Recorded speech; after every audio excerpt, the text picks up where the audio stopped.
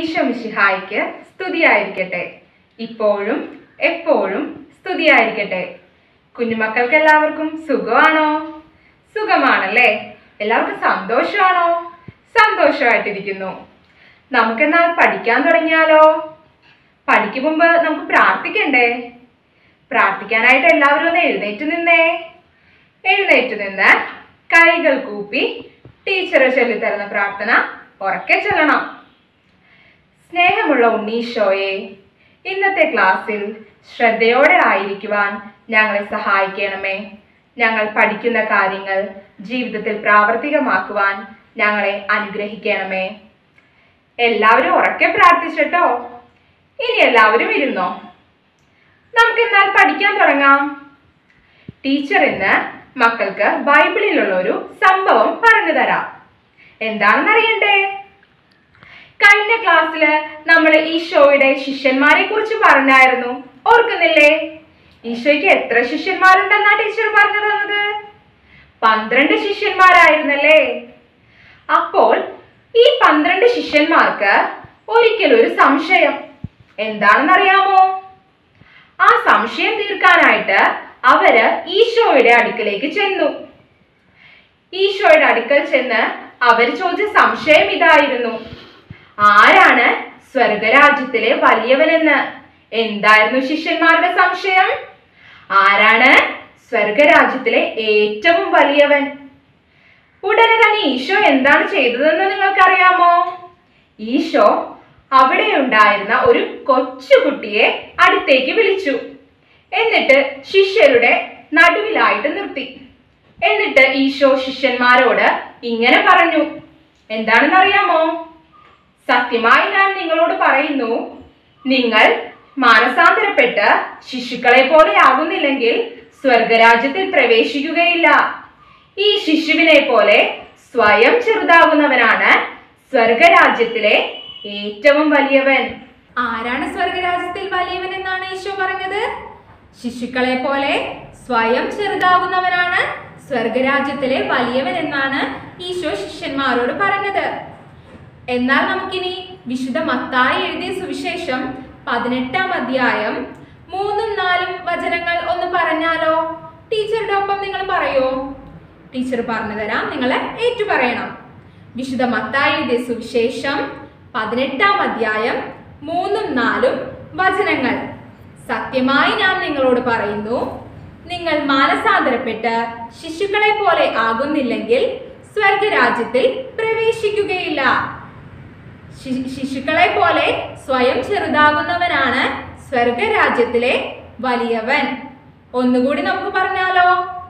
വിശുദ്ധ മത്തായി എഴുതിയ സുവിശേഷം 18-ാം അധ്യായം 3-4 വചനങ്ങൾ. എന്താണ് വചനഭാഗം? വിശുദ്ധ മത്തായി എഴുതിയ സുവിശേഷം 18-ാം അധ്യായം 3-4 വചനങ്ങൾ.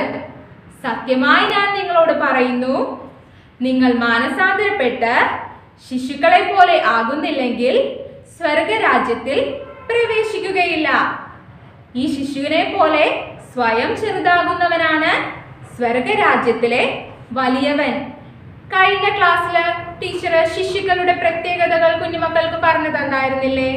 നിങ്ങളുടെ അനുജന്മാരെയും അനുജത്തിമാരെയും കുറിച്ച് ടീച്ചർ പറഞ്ഞില്ലേ? എന്തായിരുന്നു അവരുടെ പ്രത്യേകതകള്? ശിശുക്കൾ എന്ന് പറഞ്ഞാൽ വളരെ നിഷ്കളങ്കരാണല്ലേ? അവര് മറ്റുള്ളവരോട് ദേഷ്യപ്പെടുകയോ വാശി പിടിക്കുകയോ ഒന്നും ചെയ്യാറില്ല. അഥവാ വഴക്കിട്ടാലും പെട്ടെന്ന് തന്നെ അവരുടെ വഴക്കുകളൊന്നും അധികം നേരമൊന്നും ഉണ്ടാവില്ല. പെട്ടെന്ന് തന്നെ അവര് കൂട്ടുകൂടും. അങ്ങനെയാണല്ലേ?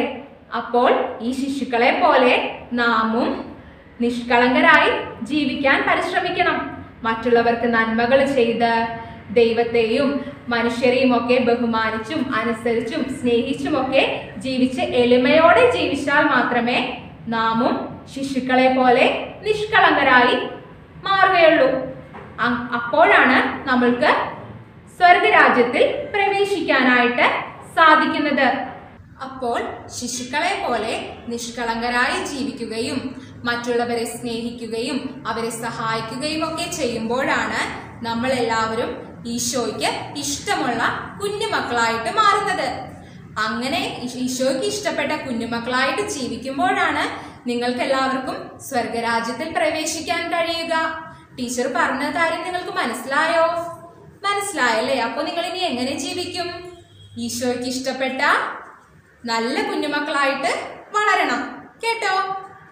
എങ്കിൽ ടീച്ചർ ചോദിക്കട്ടെ, നിങ്ങളുടെ അപ്പയും അമ്മയുടെ അടുത്തുനിന്നൊക്കെ മാറി നിങ്ങളുടെ ബന്ധുക്കളുടെ വീടുകളിലൊക്കെ പോയി നിൽക്കാറുണ്ടോ? 2 ദിവസം അവരുടെ കൂടെ കസിൻസിന്റെ കൂടെ കളിക്കാനൊക്കെ നിങ്ങൾ പോയി നിൽക്കാറുണ്ടല്ലേ? അപ്പോ നിങ്ങൾ അതുപോലെ നിങ്ങളുടെ ബന്ധുക്കളുടെ വീടുകളിലൊക്കെ പോകുമ്പോൾ നിങ്ങളുടെ അപ്പയ്ക്കും അമ്മയ്ക്കും സന്തോഷമായിരിക്കോ സങ്കടമായിരിക്കോ? എന്തായിരിക്കും? അവർക്ക് കുറച്ച് വിഷമമാകും അല്ലേ? കുറച്ച് സങ്കടം വരും. കാരണം നിങ്ങളില്ലെങ്കിൽ നിങ്ങളുടെ വീട് ഉറങ്ങിയതുപോലെയാകും. നിങ്ങളുടെ ഒച്ചയും കളികളും ചിരികളും ഒക്കെയാണ് നിങ്ങളുടെ വീട്ടിലെ ഏറ്റവും കൂടുതൽ സന്തോഷമുണ്ടാക്കുന്നത്. അത് നിങ്ങൾക്ക് അറിയാമോ? നിങ്ങളുടെ വർത്തമാനവും നിങ്ങളുടെ കളികളും ചിരികളും ഒക്കെ ചേരുമ്പോഴാണ് നിങ്ങളുടെ വീട് സന്തോഷമുള്ളൊരു വീടായിട്ട് മാറുന്നത്. നിങ്ങളുടെ വീട്ടിലെ കൊച്ചു നക്ഷത്രങ്ങളാണ് നിങ്ങൾ. അതുപോലെ തന്നെ നിങ്ങൾ മിന്നാമിനുങ്ങളെ കണ്ടിട്ടുണ്ടോ? എന്താ മിന്നാമിനുങ്ങളുടെ പ്രത്യേകത? ആരെല്ലാം കണ്ടിട്ടുണ്ട് മിന്നാമിനുങ്ങളെ? രാത്രിയില് കൂരിരുട്ടത്ത് നമ്മളുടെ വീട്ടിലും വീടിന് ചുറ്റുമൊക്കെ മിന്നാമിനുങ്ങൾ വരാറുണ്ടല്ലേ? എന്തായിരിക്കും മിന്നാമിനുങ്ങളുടെ പ്രത്യേകത? വേറൊന്നുമല്ല, എത്ര കൂരിരുട്ടാണെങ്കിലും ഈ മിന്നാമിനുകളെ നമ്മൾക്ക് കാണാൻ കഴിയും. എന്തായിരിക്കും അതിന് കാരണം? ഈ മിന്നാമിനുങ്ങൾക്ക് എത്ര കൂരിരുട്ടിലും വെളിച്ചം പകരാനുള്ള കഴിവുണ്ട് അല്ലേ?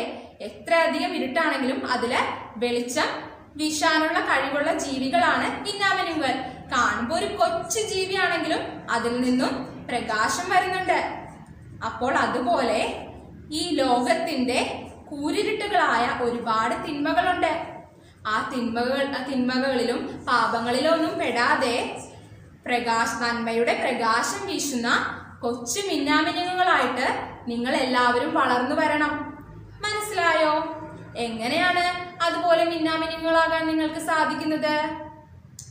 ലോകത്തിൻ്റെതായ തെറ്റുകളിൽ വീഴാതെ നല്ല കുഞ്ഞുമക്കളായി വിശുദ്ധിയിൽ വളരണം. എങ്ങനെ വിശുദ്ധിയിൽ വളരും?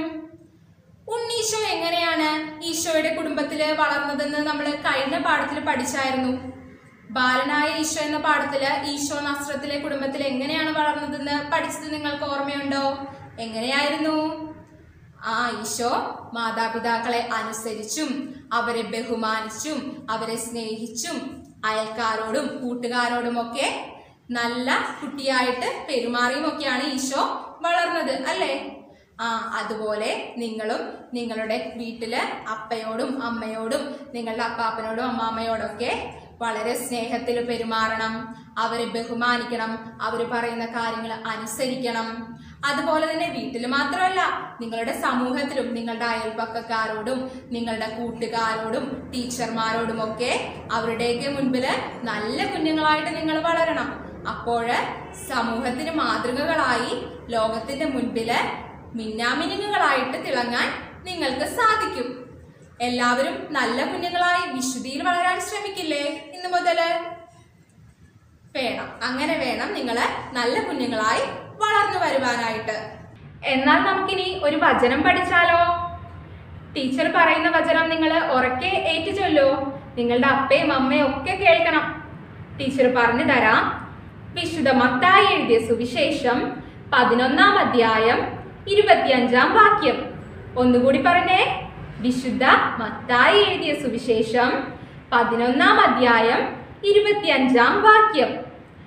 സ്വർഗത്തിന്റെയും ഭൂമിയുടെയും നാഥനായ പിതാവേ, നീ ഇക്കാര്യങ്ങൾ ബുദ്ധിമാന്മാരിലും വിവേകികളിലും നിന്നു മറച്ച് ശിശുക്കൾക്ക് വെളിപ്പെടുത്തിയതിനാൽ ഞാൻ നിന്നെ സ്തുതിക്കുന്നു. ഒന്നുകൂടി നമുക്ക് വചനം പറഞ്ഞാലോ?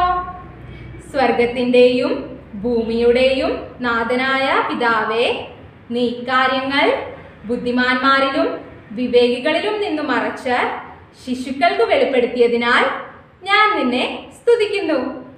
എല്ലാവർക്കും വചനം ഇഷ്ടമായോ? ഇഷ്ടമായല്ലേ?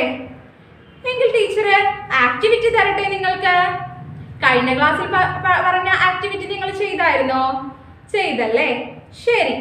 ഇന്ന് ടീച്ചർ തരുന്ന ആക്ടിവിറ്റി, നിങ്ങൾ ഉണ്ണീശോയുടെ പല ചിത്രങ്ങളും കണ്ടിട്ടുണ്ടാവില്ലേ?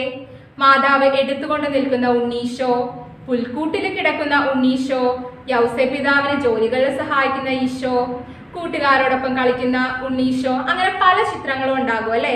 അതുപോലെ നിങ്ങൾക്ക് ലഭിക്കുന്ന ഈ ഉണ്ണീശോയുടെ ചിത്രങ്ങളെല്ലാം കൂട്ടി യോജിപ്പിച്ച് നിങ്ങളൊരു ആൽബം തയ്യാറാക്കണം. തയ്യാറാക്കില്ലേ? എന്നിട്ട് നിങ്ങൾക്ക് ഇഷ്ടമുള്ള ഒരു പേര് ആൽബത്തിന് കൊടുക്കണം.